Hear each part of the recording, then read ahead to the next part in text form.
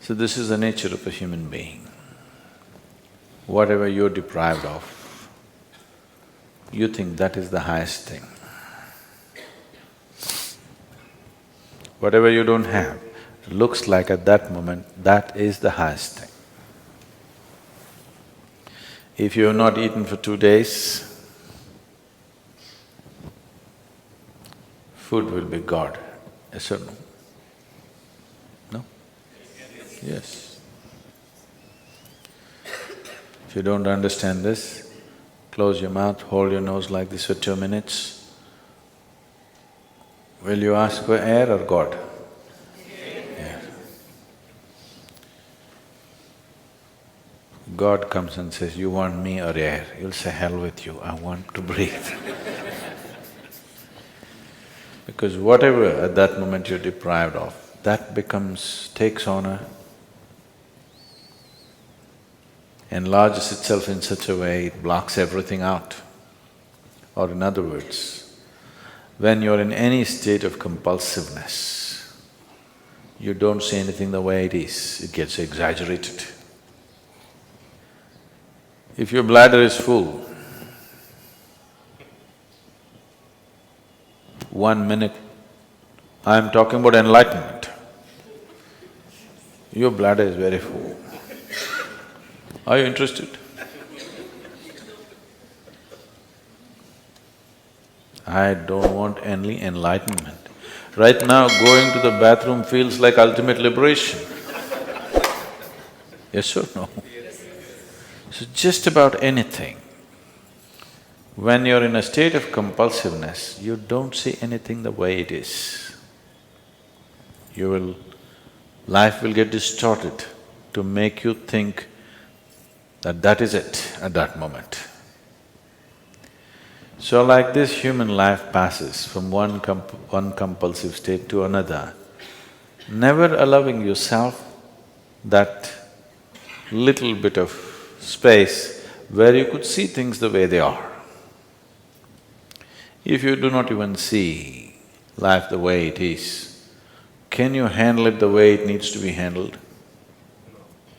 It doesn't arise, isn't it? If you don't see things the way they are, you can never handle it the way it needs to be handled. Because of this, in many ways, individual human lives and whole societies have become distorted humanity. When I say distorted, it's normal, I mean normal.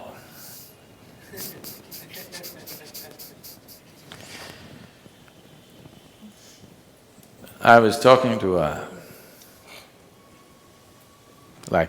14, 15-year-old kids in a school,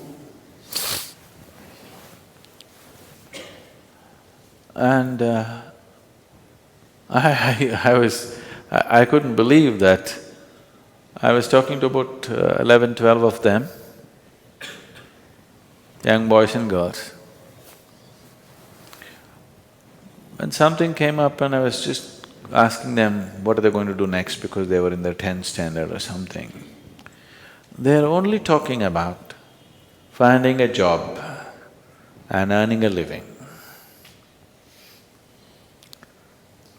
I couldn't believe this because my whole life I never thought of earning a living.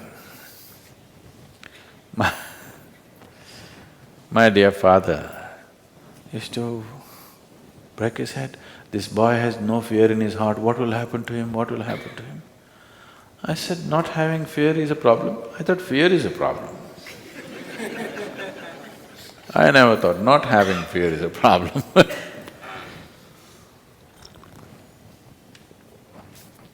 So, according to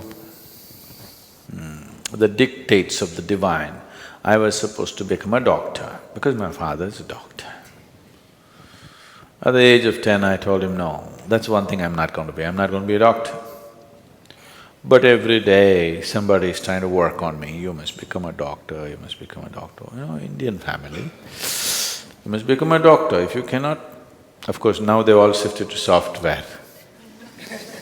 I was I was in Chicago just 8 days, just 2 days ago I came to India. So 1 week ago, 8 days ago, I was in Chicago, and an Indian person came and I asked, "Okay, what are you doing?"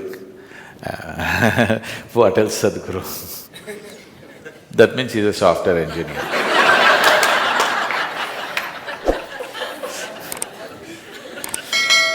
There was a time if you said what else, you were a doctor. Now if you say what else, it means you're a software engineer. It is not because they're phenomenally interested in human physiology they became doctors, not because have an electronic this thing they became a software engineer, just to earn a living. Is it not important? I'm not saying it's not important, all I'm saying is, even an ant, which has 1/1,000,000th of your brain, is capable of earning a living. What's your problem with such a big brain? Why I'm saying this is, this idea, this horribly limiting idea has been imposed into our youth that you must earn a living and that's the biggest thing. With this big brain, earning a living is actually a problem on this planet. I know everybody's been conditioned to believe that. It is not so, I'm telling you. It is not so. Earning a living is a petty thing for human consciousness, but unfortunately, whole humanity is investing all its energies and intelligence in just earning a living. If this one thing does not change in the world, that… I'm not saying one should not, all I'm saying is, it need not occupy the entirety of human consciousness to earn a living. If you put one little finger to work, it'll earn a living. It's capable, this is capable of that. All human genius has been smothered to death simply because everybody is thinking how to earn a living, how to earn a living, The moment they can earn a living, they will sit down and become fat.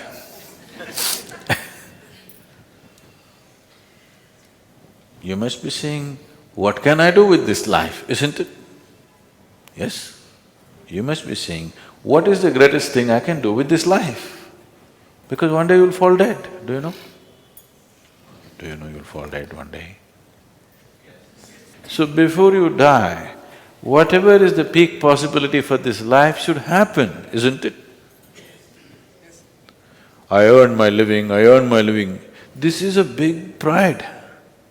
Why don't you see every insect, every worm, every bird, every animal, every creature on this planet is earning a living? What is there to be so proud of about I earn my own living?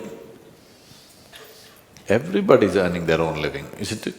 Only human beings are making a big issue out of it. Too big a issue.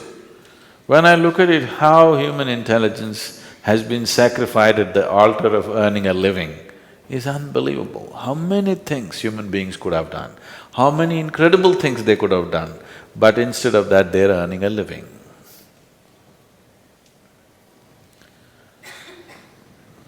So it's very, very important. I'm just thinking we should start a wave, particularly in schools and colleges, that earning a living is a damn little thing.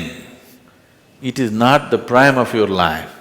With one little finger you can earn a living. With this big brain, when an ant can earn its living, this big brain, should it struggle to earn a living?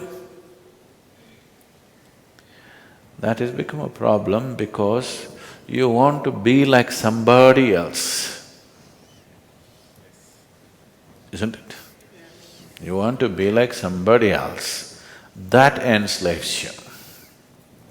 And once you're into this chakra, nothing else is possible, it just keeps you going and going and going endlessly.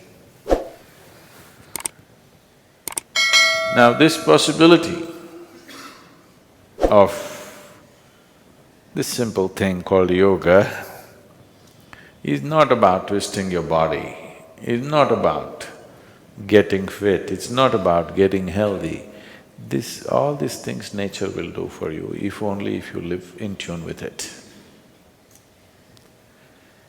This is about understanding the geometry of the cosmos through the geometry of your own system. I'm calling this a geometry because cosmos is a geometry, isn't it? Planet Earth is going around the sun. What is it? A diesel powered? You think a big diesel engine is pushing it? If it was, the roar of that engine would have killed us. Just the perfection of geometry, it just keeps going and going and going, isn't it? You've seen those perpetual machines? Have you seen those little ones? If you just do it like this, for years on end it's going. So this is just that, it's a perfection of geometry which keeps it going and going and going. The whole universe is geometrically perfect, that's why it stays there, otherwise it wouldn't. And if you learn to hold your body in a certain way, if the geometry of your body is in alignment with the geometry of the rest of the creation, suddenly you will find there is a rapport which will allow you can download the whole cosmos into this one. This is not a tiny little… If you simply like this, if you live, you're just a piece of flesh and bone. If you just get it right, suddenly this is something else. Probably these days, you don't have this experience anymore because you got all Tata Sky, dish net and all that stuff. But if suppose you had a television in your home in 80s when first the Doordarshan came, you are watching your favorite cricket match, suddenly your television was boop, boop, boop. Then you climb up the terrace and there is one aluminum contraption. If you do like this, nothing will come. If you do like this, nothing will come. You just get it to the right place. The world pours into your sitting room. This is just like that. If you learn to just hold it right, the whole cosmos will pour into you. So, this is engineering yourself. It does not mean engineering yourself to breathe little better, to be little more healthy, no. This is about realizing the full potential of what it means to be human.